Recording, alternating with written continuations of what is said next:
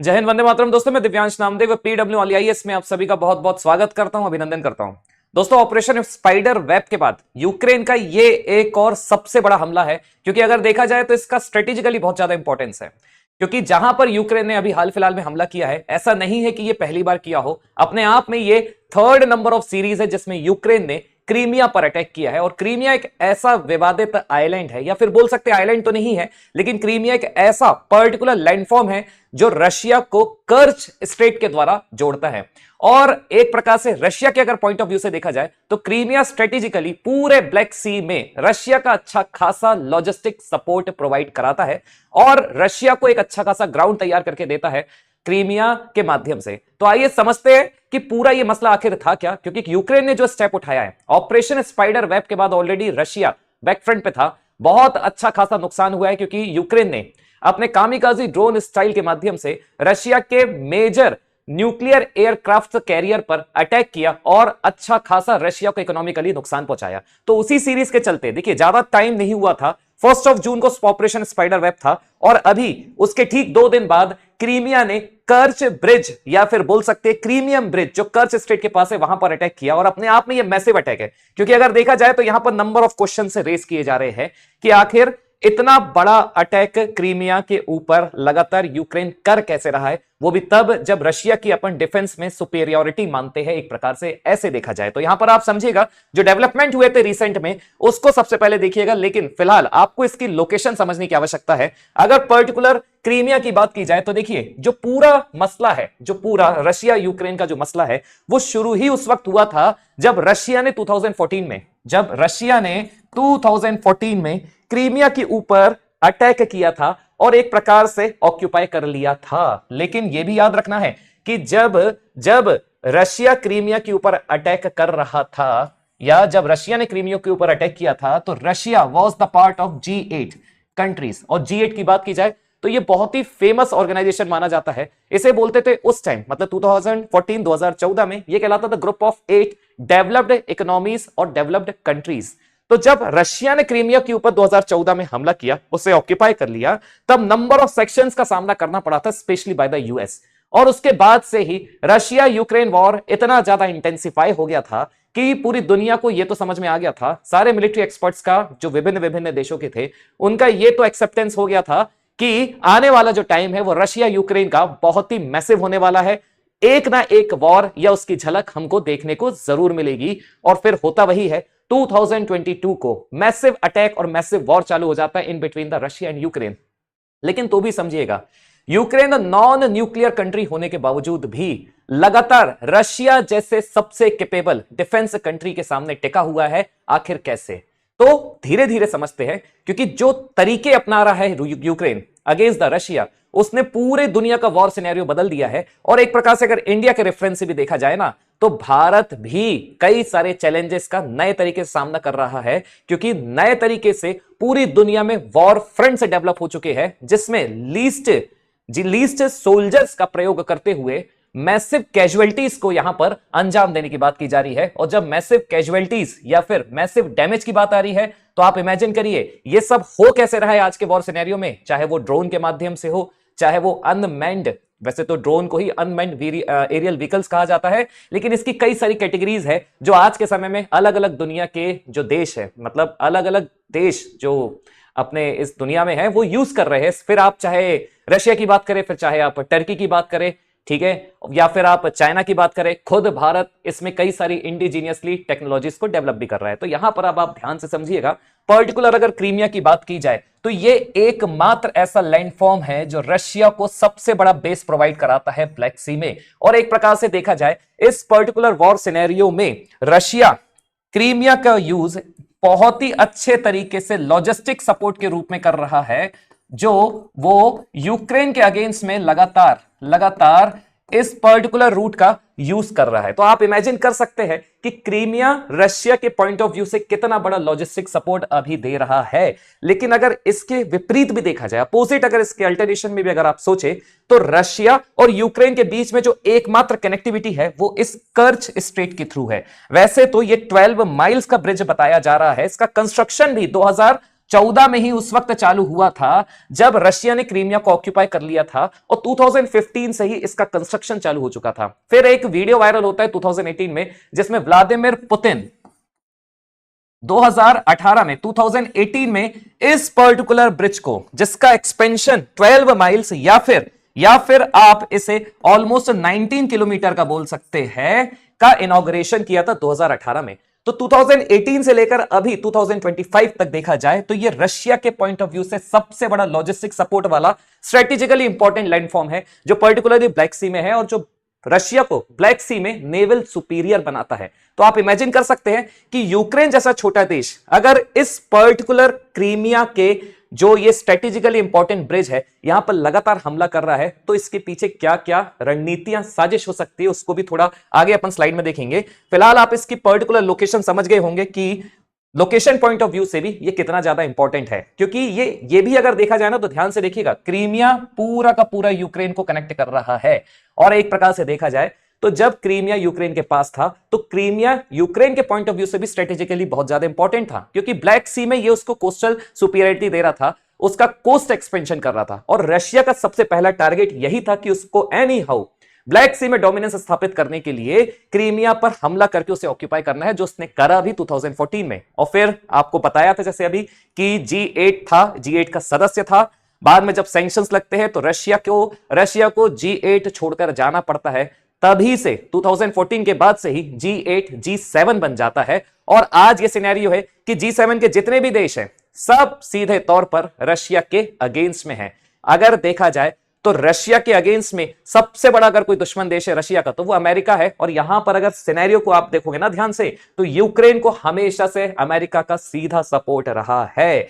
आगे देखते हैं तो आपको ध्यान होगा जिस तरीके से मैं आपको बताना चाह रहा हूं अभी इस वीक जो आज की खबर है, वैसे तो देखा जाए तो उसमें एसबीयू जो यूक्रेन के एसबीयू की चीफ है, उन्होंने एक्सेप्ट किया है कि जो अटैक किया गया है स्पेशली क्रीमियम ब्रिज के ऊपर, जो कर्च स्ट्रेट में लोकेटेड है, जो क्रीमिया के मेनलैंड को रशिया के मेनलैंड से कनेक्ट करता है, उसकी रिस्पॉन्सिबिलिटी यूक्रेन ने ली है। और यूक्रेन की इस रिस्पॉन्सिबिलिटी लेने के बाद उन्होंने एक ऐसी चीज बताई है कि यहां पर जो उनने यूज की है टेक्नोलॉजी, जो एक पर्टिकुलर टेक्नोलॉजी के अलावा अगर देखा जाए जो डिफेंस इक्विपमेंट यूज किया उसका नाम है मारिचका, और Marichka UUV means under water unmanned vehicle. और ये एक प्रकार का कामिकाज़े ड्रोन माना जाता है ना, ये एक प्रकार का कामिकाज़े ड्रोन माना जाता है। लेकिन ये भी याद रखना है कि ये जो इवेंट हुआ है फिलहाल क्रीमियम ब्रिज पर, ये कोई पहली बार नहीं हुआ है।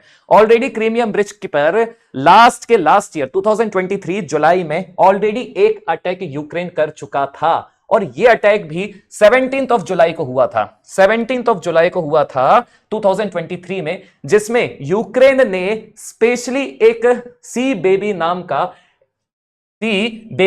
का ड्रोन यूज किया था, जिसने बहुत अच्छा खासा नुकसान पहुंचाया था। आप इमेजिन कर सकते हैं अगर किसी एक ड्रोन का 850 केजी वॉरहेड होगा तो वो किस तरीके का डैमेज दे सकता है पर्टिकुलरली किसी एक ब्रिज पर। तो आप इसको उल्टा भी सोच सकते हैं कि ऑलरेडी यूक्रेन क्रीमियम ब्रिज के ऊपर लगातार टारगेट कर रहा है ताकि रशिया की कनेक्टिविटी क्रीमिया से खत्म हो जाए, और एक प्रकार से यूक्रेन को ब्लैक सी का अच्छा खासा सपोर्ट मिल जाए। अब इसमें यहां पर आप दो तरीके के परसेप्शन डेवलप कर सकते हैं कि ये यूक्रेन के अकेले के बस की बात तो है नहीं। इसका सीधा सीधा मतलब है कि यूक्रेन को कोई एक ऐसा देश कोवर्ट ऑपरेशन के तहत सपोर्ट कर रहा होगा जिसके कारण यूक्रेन आज तक खड़ा हुआ है, क्योंकि इस तरह की टेक्नोलॉजी को डेवलप करना अकेले यूक्रेन के बस की बात नहीं है। यह बिल्कुल ध्यान में रखिएगा। इस तरह की टेक्नोलॉजी और स्पेशली जो मरिचका यूवी को यूक्रेन ने यूज किया है, उस तरह की टेक्नोलॉजी को भी यूज करना यूक्रेन के बस में नहीं है। अब देखिएगा, जो मैं आपको समझाना चाह रहा था कि 2023 में तो अटैक हुआ ही हुआ था, लेकिन उसके पहले भी यूक्रेन ने क्रीमिया ब्रिज के ऊपर ऑलरेडी अटैक किया था। फॉर एग्जांपल देखिए यहां पर, इन अक्टूबर 2022 a fire broke out on bridge when a truck loaded with a bomb exploded.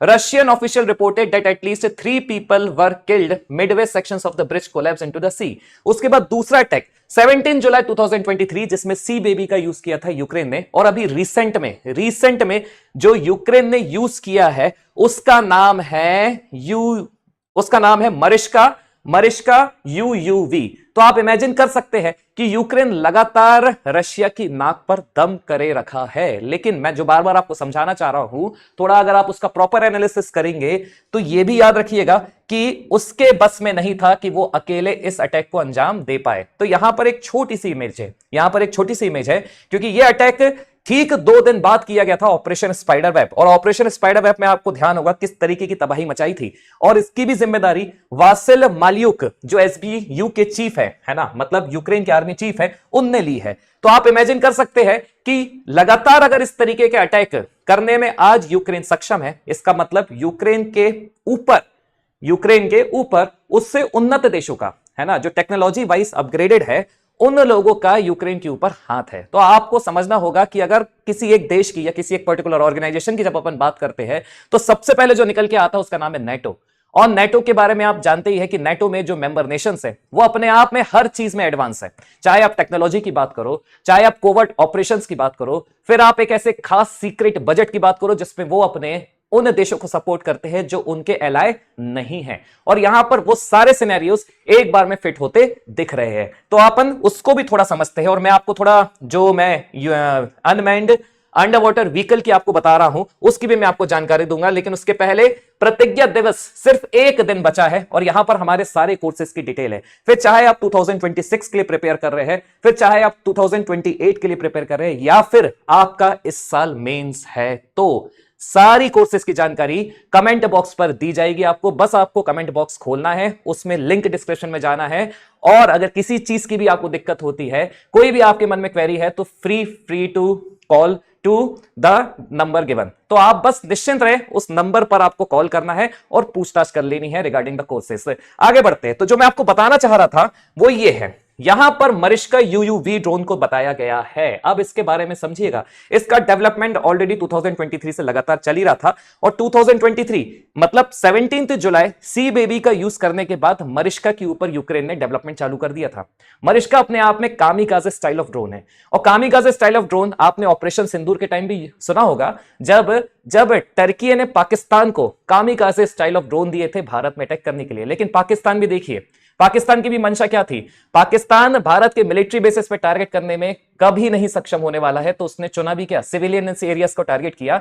लेकिन मजे की बात यह है कि भारत आज डिफेंस टेक्नोलॉजी में इतना उन्नत बन चुका है कि उसका नाम इजराइल और रशिया के साथ गिना जा रहा है। मतलब भारत के S-400 सुदर्शन चक्र और खुद आकाश टेक्नोलॉजी के माध्यम से, ठीक है, सारे के सारे ड्रोन्स को वहीं के वहीं काउंटर कर दिया गया। इवन जो मिसाइल्स भी लॉन्च की गई थी उसको भी काउंटर कर दिया गया। तो कामिकाजे ड्रोन अपने आप में सुसाइडल ड्रोन्स माने जाते हैं, और वही एक प्रकार है मरिश्का यूयूवी का। यहां पर आप देख सकते हैं ये ब्लैक कलर का है। अगर इसकी लेंथ की बात की जाए तो अप्रोक्सीमेट 6 मीटर इसकी लेंथ मानी जाती है। विड्थ आपकी 1 मीटर है। उसकी रेंज देखिए जरा, रेंज इसकी पर्टिकुलरली 1000 किलोमीटर है। और यहां पर भले ही 16 मिलियन दिया इसकी प्राइस, लेकिन आप approximate 3.30 crore rupees Indian rupees के हिसाब से कैलकुलेट कर सकते हैं। मतलब एक मरिश्का यूयूवी 3.30 करोड़ रुपीस का है। और इसका यूज फिलहाल यूक्रेन ने अभी क्रीमिया ब्रिज पर अटैक करने के लिए लिया है। तो अब आप एक और चीज ध्यान से देखिएगा कि कैसे इस पर्टिकुलर ड्रोन से यूक्रेन इतना ज्यादा कैसे कैपेबल हो सकता है। क्योंकि अगर देखा जाए कंसेप्चुअली और टेक्निकली भी देखा जाए तो यूक्रेन के पास मात्र इतनी ही कोस्टल बॉर्डर है, इतनी ही कोस्टल बॉर्डर है। बाकी इतने पूरे एरिया को किसी ने अगर कैप्चर करके रखा है तो उसका नाम है रशिया। और यहां पर है आपका क्रीमिया। और जिस ब्रिज की बात कर रहे हैं, जिस ब्रिज की अपन बात कर रहे हैं, वो यहां पर लोकेटेड है, जो रशिया के मेनलैंड को क्रीमिया से कनेक्ट करता है। और इसका नाम भी क्या है, क्रीमियम ब्रिज। तो आप इमेजिन कर सकते हैं कि किसी एक देश के लिए एक पर्टिकुलर ड्रोन को यूज करना और इस तरफ रशिया के सोनार से बच के जाना, उसी मोमेंट पे यहां पर पर्टिकुलरली जो एक्सप्लोसिव्स है, जो टीएनटी इस यूयूवी में यूज किए गए हैं, उसे पर्टिकुलर उसी स्पॉट पर प्लेस करना और फिर एक सही समय पर उसे डेटोनेट कर देना, मतलब उसमें एक्सप्लोजन कर देना। आप इमेजिन कर सकते हैं ये कोई छोटा मोटा काम नहीं हो सकता है, ये कोई इमेच्योर काम नहीं हो सकता है। इसके पीछे चाहिए अच्छी खासी स्ट्रेटेजी, अच्छा खासा टेक्नोलॉजिकल डेवलपमेंट, जो अकेले यूक्रेन के जो अकेले यूक्रेन के बस में तो कतई नहीं है। इसका मतलब साफ है कि यहां पर यूक्रेन ने अगर किसी की मदद ली होगी तो उसका नाम है नेटो। और अगर नेटो की भी बात की जाए तो NATO North Atlantic Treaty Organization, group of 32 member countries, और ये वो 32 मेंबर कंट्रीज है जो रशिया के हमेशा से अगेंस्ट में रहे, और इसमें अगर कोई सबसे बड़ा लीडिंग कंट्री ना तो उसका नाम है अमेरिका। तो आप इमेजिन कर सकते हैं कि ये जो चीज की गई है ये बिना नेटो के तो वैसे भी नहीं हो सकती, और नेटो का तो इन्वॉल्वमेंट स्टार्टिंग से है ही। नेटो हमेशा से यूक्रेन को सपोर्ट करते आ रहा है रशिया यूक्रेन वॉर के टाइम में। और अगर यहां देखा जाए तो किस तरीके से यहां पर यूक्रेन की मदद की होगी नेटो ने, तो आप देखिए नेटो के जितने भी मेंबर नेशन है they are very advanced in terms of engineering. उनके पास अच्छी खासी टेक्नोलॉजी है एडवांस इंजीनियरिंग के मामले में, फर्स्ट पॉइंट। इसके अलावा देखेंगे तो देखिए इसके लिए आपको अच्छा खासा नेविगेशन सपोर्ट चाहिए। इसके लिए आपको अच्छा खासा नेविगेशन सपोर्ट चाहिए जो टोटल बेस्ड होना चाहिए एआई के ऊपर, क्योंकि आपको इतना सारा ट्रैवल करते हुए जाना है, वो भी रशियन सोनार से बचते हुए, रशियन सोनार से बचते हुए, और उस पर्टिकुलर मोमेंट को आपको एक्सप्लोसिव से यहां पर रखना है, और एक्सप्लोसिव को उस पर्टिकुलर टाइम स्लॉट में भी आपको क्या करना है, डेटोनेट करना है। इतना इजी टास्क नहीं हो सकता है। इसका मतलब देखा जाए तो यूक्रेन के पास भले ही इतनी छोटी कोस्टल बॉर्डर है तो उसके लिए अकेले इस पर्टिकुलर टेक्नोलॉजी पे भी काम करना पॉसिबल नहीं है। वहीं अगर आप नेटो के अदर मेंबर्स को देखो तो they are also very advance when it comes to the navigation technology and AI. इसके बाद डेटोनेशन एक्सपर्टीज का भी यहां पर अच्छा खासा रोल है। और फिर लास्ट पॉइंट की अगर बात की जाए फंडिंग, तो अकेले अगर यूक्रेन की बात की जाए तो यूक्रेन जिस हिसाब से गुजर रहा है, अच्छा खासा इकोनॉमिक डिस्ट्रेस है, अच्छा खासा नुकसान हो रहा है, और इस तरह की टेक्नोलॉजी को डेवलप करना, आप खुद सोच सकते हैं किसी देश के पास पैसा है नहीं, वो ऑलरेडी वॉर में एंगेज है, तो उसके पास फिर पैसा एक्स्ट्रा आएगा कहां से पर्टिकुलर इस टेक्नोलॉजी को डेवलप करने में। तो ऑब्वियस सी बात है यहां पर सपोर्ट, जो मैसिव सपोर्ट है, चाहे आप कोविड फंडिंग के रूप में देख लो, सीक्रेट फंडिंग के रूप में देख लो, और आप किसी भी तरीके से देख लो, बिना नेटो के हो ही नहीं सकता। तो यहां पर अब अगर देखा जाए तो टेंशन काफी ज्यादा एस्केलेट हो चुका है, जिसे रशिया भी एक्सेप्ट करता है। लेकिन रशिया की तरफ से यह माना जा रहा है कि जब यूक्रेन ने यह बताया कि यहां पर वन ऑफ द, मतलब आप इमेजिन करिएगा, जो एसबीओ की चीफ है उनकी तरफ से जो स्टेटमेंट आया, उन्होंने बताया कि वन ऑफ द एक्सप्लोसिव्स, तो वन ऑफ द एक्सप्लोसिव्स का यह तात्पर्य है कि हो सकता है कि क्रीमियम ब्रिज के नीचे और भी कई सारे यूयूवी के द्वारा एक्सप्लोसिव्स को वहां पर एंगेज किया गया हो, जो पर्टिकुलर अपना एक वेट कर रहे हैं कि कब यहां पर डेटोनेशन के माध्यम से उन्हें एक्सप्लोड होना है, फटना है। तो आप इमेजिन कर सकते हैं कि अब रशिया के लिए नई तरीके के सिनेरियोस यहां पर डेवलप हो चुके हैं, जिससे उसे अब काउंटर करने की आवश्यकता है। और यहां पर भारत को भी अब सोचने की आवश्यकता है, क्योंकि अगर देखा जाए तो इस तरह की अगर वॉर सिनेरियोस यहां पर जनरेट हो चुके हैं, नए नए तरीके के टूल्स और इक्विपमेंट्स और ड्रोन्स का इस तरीके से अगर यूज किया जा रहा है, तो भारत के पास भी अपने आप में देखा जाए तो सबसे, मतलब one of the longest coastal borders है। और यहां पर जब one of the longest coastal की बॉर्डर की बात करते हैं तो चाइना को बहुत अच्छे से पता है कि उसको अपने पपेट पाकिस्तान को यूज कैसे करना है, टर्की को बहुत अच्छे से पता है कि उसे अपने पपेट पाकिस्तान को कैसे यूज करना है, क्योंकि पाकिस्तान तो सक्षम है नहीं हमसे डायरेक्ट वॉर करने में, इसीलिए वो ड्रोन का सहायता ले रहा है। और ड्रोन में भी अब कैटेगरीली चीजें बढ़ चुकी है। यहां पर आपको मेरा टेलीग्राम चैनल दिया है, तो जितने भी रिलेटेड वीडियोस होते हैं जियोपॉलिटिक्स से वो आपको इस चैनल में भी मिल जाएंगे। आपको बस स्कैन करना है, आप डायरेक्ट हो जाएंगे। आपको अब कमेंट करके बताना है कि भारत को भी क्या अब नई रणनीतियों पर आवश्यकता है काम करने की, क्योंकि अगर देखा जाए तो भारत के पास भी इंडियन ओशन है और इंडियन ओशन का एक्सपेंशन है। मतलब अगर वेस्ट साइड की बात की जाए तो अरेबियन सी, और अगर ईस्ट साइड की बात की जाए तो बे ऑफ बंगाल। और भारत भी अपने अत्यधिक पड़ोसियों से परेशान है, फिर चाहे आप बांग्लादेश की बात करो, चाइना की बात करो, पाकिस्तान की बात करो। और ये अपने आप में एक प्राइम एग्जांपल है जो भारत को सोचने पे मजबूर करता है कि हमें अब अपना जो इकोनॉमिक एक्सपेंशन है उसमें डिफेंस सेक्टर का रोल अब बहुत ज्यादा बढ़ाना पड़ेगा टेक्नोलॉजिकल एडवांसमेंट के मामले में। तो मिलते हैं कुछ नए वीडियोस के साथ। जय हिंद एंड वंदे मातरम दोस्तों, आप सभी का दिन बहुत बहुत शुभ हो।